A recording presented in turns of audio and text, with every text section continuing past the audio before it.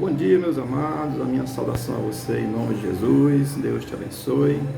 Hoje é 25 de março de 2024, segunda-feira. Uma lembrança aqui no Ceará, é celebrado o dia da Carta Magna, nossa Constituição, que está tão vituperada, tão estragada, tão estraçalhada pelas autoridades, mas celebramos aqui o dia da nossa Carta Magna, da nossa Constituição. Algumas cidades do Brasil também celebram. No Ceará, porque foi o primeiro estado a abolir a escravidão. Isso é história, tá certo? Vamos aqui meditar na Palavra de Deus. Nós estamos trabalhando no capítulo 15 de 1 Coríntios. Hoje nós vamos ver os versículos 23 e 24. Portanto, 1 Coríntios 15, 23 e 24 diz o seguinte, a Palavra de Deus.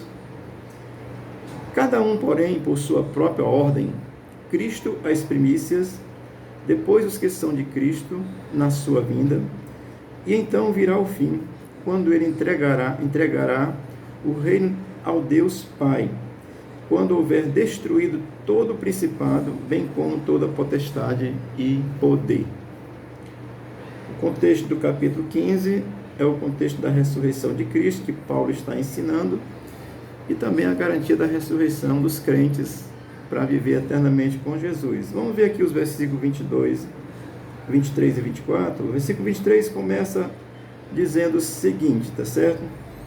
Cada um, porém, por sua própria ordem. Cristo as primícias. Paulo está aqui falando da ressurreição de Cristo. Já expliquei um pouco ontem. Cristo é as primícias, foi a oferta, é o primeiro a ser ressuscitado. Então, nesse estabelecimento do reino de Deus, Cristo é o primeiro a ser ressuscitado. Portanto, Paulo está falando aqui da ressurreição, dentro desse reino de Deus que está estabelecido na terra através de Cristo. Portanto, cada um, porém, por sua própria ordem. Cristo as primícias, ou seja, Cristo já ressuscitou, é o que Paulo está dizendo. E o reino de Deus, ele começa aí, ele é estabelecido já plenamente para os que creem, a partir da ressurreição de Jesus Cristo. Amém? Portanto, eu vou até dizer a você, reino de Deus e reino dos céus, quando diz na Bíblia, está se referindo ao mesmo reino, tá certo? É o reino do Senhor. Reino de Deus e reino dos céus é a mesma coisa. Portanto, primeiro Cristo foi o que já ressuscitou, tá certo? É só uma comprovação bíblica para afirmar. João capítulo 20, versículo de 1 a 9, ele vai narrar assim, de uma forma muito peculiar, a ressurreição de Jesus Cristo, tá certo?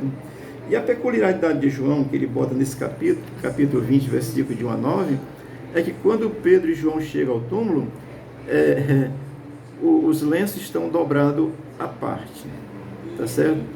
Havia um costume naquele contexto de quando um chefe lá estava almoçando ou jantando, quando ele usava lá o seu guardanapo e ele jogava sobre a mesa, ele tinha terminado. Aí o servente tinha que vir juntar tudo. Quando ele deixava dobrado, podia até sair da mesa, mas ele não tinha terminado ainda. O que Jesus está dizendo? Não concluí o reino, vou voltar. Amém? Porque era o costume, ele deixa isso para que o discípulo pudesse entender, começar a entender essa condição. Portanto, o reino é estabelecido na ressurreição de Cristo. Ele é a primícia, o que foi ressuscitado primeiro, tá certo? E o texto vai dizer, depois os que são de Cristo na sua vinda. A promessa de Cristo é que ele vai voltar. Como ele é a primícia ressuscitada, ele vai ressuscitar os que morreram crendo nele na sua vinda. Amém? Não dá para explicar aqui, isso aqui é uma breve reflexão.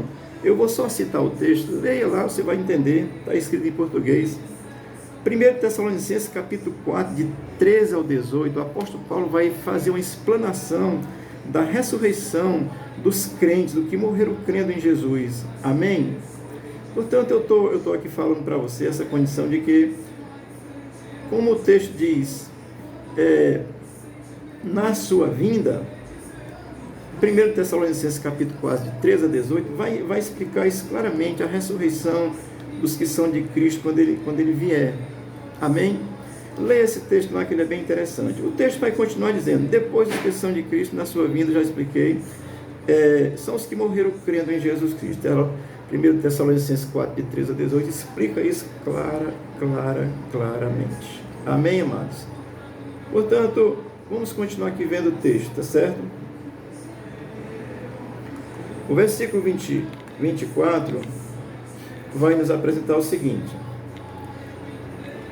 e então virá o fim dessa era. A era cristã, ela começou no ano 0 de Cristo aqui na Terra, tá certo?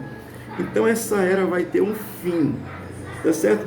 Como Paulo está explicando a ressurreição, Cristo é o primeiro que ressuscitou, e depois, quando Cristo vier, ressuscita os que estão mortos, crendo nele, e ele já vai falar aqui dentro desse texto, afirmando que então virá o fim. É claro que, para que esse fim aconteça, muitos acontecimentos vão estar ocorrendo, tá certo? Eu vou citar aqui rapidamente, porque não dá para explicar, mas eu vou citar rapidamente. Quando Paulo cita aqui que virá esse fim, ele está dando uma ordem de ressurreição. Primeiro Cristo, depois os que creram nele. E depois disso vai acontecer o fim. Mas quando isso acontecer, a ressurreição dos crentes que serão arrebatados, vai haver uma sequência de fatos que vão acontecer na história, tá certo? Primeiro é o arrebatamento, depois é as bolas do cordeiro com os que foram arrebatados, isso no céu, tribulação na terra, você, amém? E aí a volta de Cristo com os seus, para estabelecer o reino milenial, a prisão de Satanás, a ressurreição dos descrentes para a condenação eterna, e entra a eternidade dos que creram, reinar eternamente com Cristo. Portanto, esse fim que Paulo está falando, tem uma série de coisas que vai acontecer até ser exatamente o fim. Não dá para explicar isso agora, estou só citando para você, tá certo? Isso é para quem é dispensacional, tá certo? Crê dessa forma, tá certo?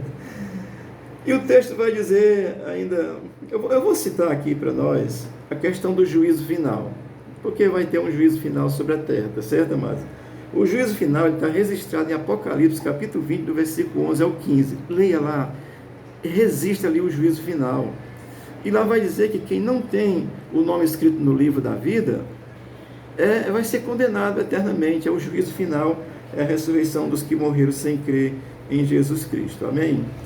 Isso é muito interessante, porque quando Paulo diz que virá um fim dessa era. Cristo vai pôr um fim nessa era e vai começar a eternidade, tanto para os que creram como para os que não creram. Para os que creram com Cristo, reinar eternamente, e para os que não queiram se separar de Cristo, a Bíblia explica isso exatamente. Mas eu estou citando aqui que o juízo final está registrado lá em Apocalipse 20, versículo 11 ao 15. Leia, você entende, é bem claro. Vamos continuar aqui no texto, tá certo? Versículo 24 vai continuar dizendo: quando ele entregar o reino ao Deus Pai.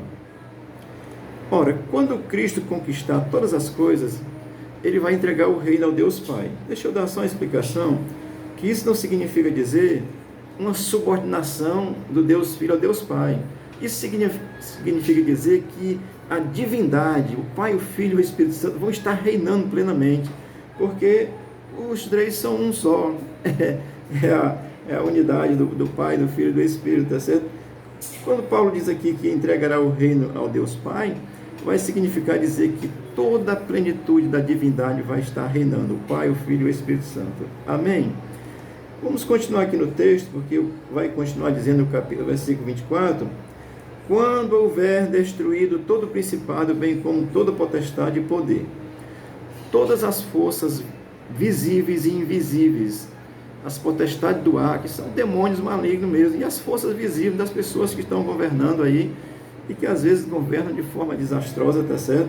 No reino de Cristo, esses poderes vão ser destruídos, e eles vão estar submetidos a Deus, a Cristo, que é Deus, a essa trindade santa maravilhosa que vai estar reinando na plenitude do reino de Deus. Para quem crê, o reino já está implantado hoje, porque está no coração de quem crê.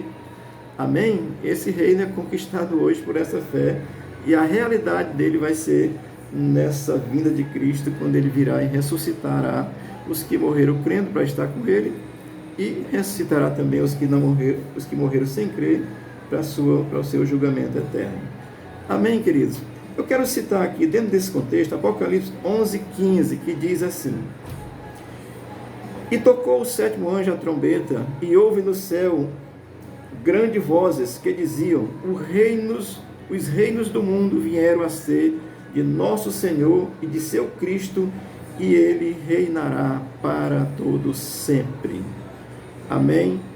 O reino de Cristo que está estabelecido no coração de quem crê hoje, porque quem crê já está no reino, vivendo o reino, a plenitude desse reino vai ser estabelecida. O que Paulo está aqui nos mostrando é essa sequência de coisas que vão acontecer. A ressurreição de Cristo é o marco inicial do reino de Deus, pleno já. E aí, a igreja vivendo aqui, anunciando esse reino. Se você quiser fazer parte, crê em Cristo, você vai fazer parte do reino de Deus, vai ter o seu nome escrito no livro da vida por essa fé, e vai fazer parte do reino.